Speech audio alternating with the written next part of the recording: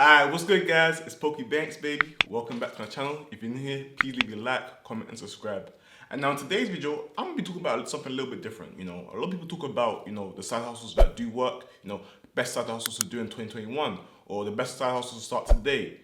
But in today's video, I'm going to tell you some side hustles that I think that don't work or are not worth your time, essentially. Now, back in my day, when I first started making money online, I'll search online, the best ways to make money online and whatever. And I've done so many side hustles in the past where I now have the wisdom to now spread on to you guys to tell you what works, what doesn't. And in today's video, I'm going to go into depth of why these side hustles that I believe don't work and you should just stay away from them, in my opinion. Now, today's video, this is sponsored by T's Clothing Store. Now, look, I personally feel like this tracksuit just suits the idea of this video.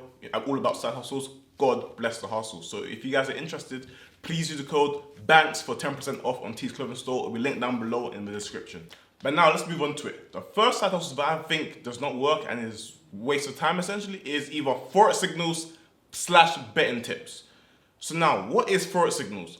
Forex signals is when someone else, expert trader, is now giving you signals. So this is trader this. So they'll basically tell you, what currencies to place to go long or short, or what cryptocurrency to buy, or what stock to buy, whatever. And then betting tips, this is simply, I think Man United will beat Man City in the weekend. Place a bet on this, place a bet on that. Essentially, what I'm telling you is someone is basically telling you what to do, and then you make money of it, as they are an expert. And I personally feel like this isn't a way forward. I feel like this does not work, and I feel like it's a waste of time. Allow me to explain. The first reason why I believe that this is a waste of time and you should not pursue it is because, again, you are living off tips. You are living off someone else's ideas. What this means is that you're putting responsibility into someone else's hands to then make sure you're eating, to make sure you're being fed well, to make sure that your son is being fed well, to make sure your family's being fed well. You're putting all of your responsibility into someone else's hands. If you rely on tips or rely on someone else, you're not feeding your children, they are feeding your children. That's how it goes. Now this relates to a quote, give a man a fish, he'll eat for a day. Teach a man how to fish, and he'll now eat for a lifetime. And that's what we want to do. We want to learn how to fish. We want to be able to eat for a lifetime and then pass on to build generational wealth. Living off tips, this is a short game, bro. This is not a long-term game. It's just short-term money. If you're receiving tips or signals from someone else, you're receiving fish essentially. And fish will eventually run out. There'll be no more fish and then you won't be able to make any more money. If they stop, then your income is reduced down to zero. Me personally, I personally believe in taking control of the steering wheel in your life and controlling how much money you make. Leaving it down to one person doesn't sit well with me, personally for me. Now, do these work? Can you make money from it? Yes, you can make money from it, don't get me wrong, but that's not what I'm teaching you guys to do. I'm not teaching you guys to go copy someone else to make money. I'm teaching you guys how to do it for yourself and think for yourself. Furthermore, specifically with signals, it's way more complicated than just simply getting a trade idea and then placing a trade and copying and making money. It's way more complicated than that. The one that is providing you the signals will always get the best entry. So if you receive a notification to buy GBP, JPY and go for a long, and if you receive a signal 5 minutes late, like as in it came, but then you didn't check notifications until 5 minutes later, then you have basically missed out on the opportunity. Why? Because 5 minutes in the Forex game is like an eternity.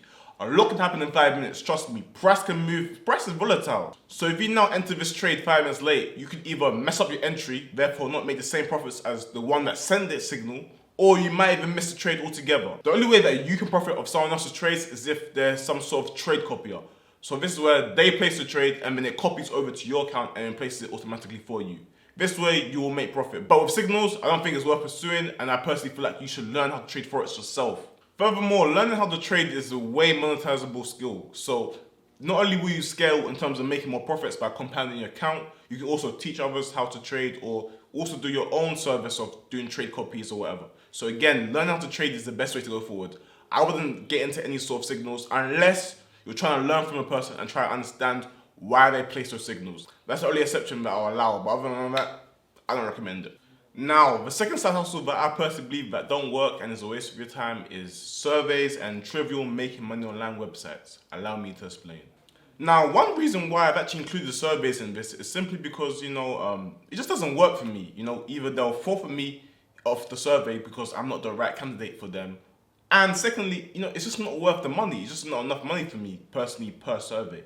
And also, they just take way too long for the effort put in compared to what I could be doing other. Like, for example, working on my YouTube channel, trading Forex, or just working on my business, essentially. The main reason why I put this here is because it's simply just not enough. These websites that are offering you offers or surveys, they'll offer you between 10p to around a few pounds to do each survey. I just don't think this is worth it personally. Now, according to our YouTube analytics, most of the people that watch me are between the ages of 18 and 25. Now, to us in this group, an extra £3 won't change our lives. An extra £2, extra £4, it will not make us any different, any happier whatsoever. That's just the truth. I'm sorry. In today's day and age, £1,000 is a new £100. So, doing these surveys for extra £4, extra £2 here and there, it's not worth it. I've done it before, I've tried it, it just doesn't make any sense to me. Even if you spend hours doing this, doing multiple surveys to rack up, £30, £40, I still don't think it's worth it. I feel like your time is better used elsewhere to develop a skill or whatnot. Unless you are at the ages of 14, 15 and you're watching my videos and you haven't seen big money before, go ahead, fair enough. But, for someone that's seen payments of £2,000 in one go come into my account, an extra £2, £3, it makes no sense. The opportunity cost is far too great. Yes, I can spend, a whole day doing surveys and make probably £30, £40, but that whole day I could have spent that working on Forex, which can make me way more money in the future. Or I could have worked on making a YouTube video, which can make me way more money in the future as it'll generate me passive income with the views. Now, I understand that some of you guys may do surveys or you do some online trivial, making money online websites. Don't dislike the video just because I said don't do it. This is my opinion only. If you do disagree with me, comment down below. We can have a formal discussion, okay, like real men. Do you know what I mean? Because me personally, instead of doing surveys, I'd rather spend my time learning a skill or testing a skill or experimenting in business to make more money in the long run. I feel like that makes way more sense. And I feel like these side hustles, it just isn't worth it in the long run, personally. An extra £4, it won't change my financial situation, I'm sorry. Now, the next side hustle that I personally feel like it's not worth it and you should stay away from are multi-level marketing companies such as Herbalife or even IML. The thing with these is that, you're told that you can come join us and you come start your own business, but in reality, you're starting a business within their business. You're not starting your own business. Essentially, what you're doing is you're buying inventory from them or you're selling a service for them in return for residual income. Now, personally, guys, I don't think this is the aim. Allow me to explain. The aim is equity. The aim is ownership. The aim is for you to build your company up and then be able to sell it on one day to someone else to buy it for £50 million. Or even pass it on to someone like in your family or whatever. With IML or these MLM companies, you can't pass it on. It's simply just income from that business. Look, guys, if you just want to join these companies just for some sort of extra income, then cool, fair enough. But on this channel, we're talking about, generational wealth. We're talking about building wealth. We're talking about building something for yourselves. Being an entrepreneur for yourselves, own your own company, going limited. We're not looking to, create another tiresome job, We're looking to become a business owner. We're looking to, take advantage of tax rules and whatnot. Just about 25% of people that join these MLMs actually turn a profit. 25%, which is pretty big. This is way better than the previous figure that everyone used to be circling around, that only 1% of people that join MLMs make a profit. That was in 2018. But in 2021, 25% of people do make a profit. So that is a good thing about the MLMs. And now an extra 27%, they break even, and then the rest of them actually lose money. So in a way, if you join an MLM, there's a 50-50 chance that you'll lose money, and then there's a 25% chance that you actually make a profit as well. But now that profit is now split into another category. So only 0.0001% make over 100K.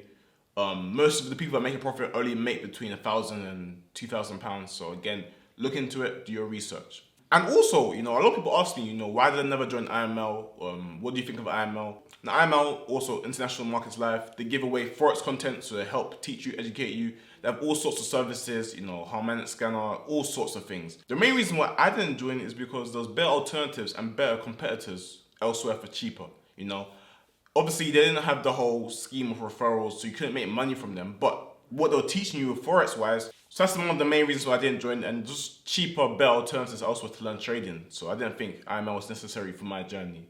And now finally, the fourth side hustle that I want to talk about, which I personally feel like is a waste of time, is essentially selling your time for anything. So this can be walking the dog, babysitting, being a delivery driver, being a mystery shopper.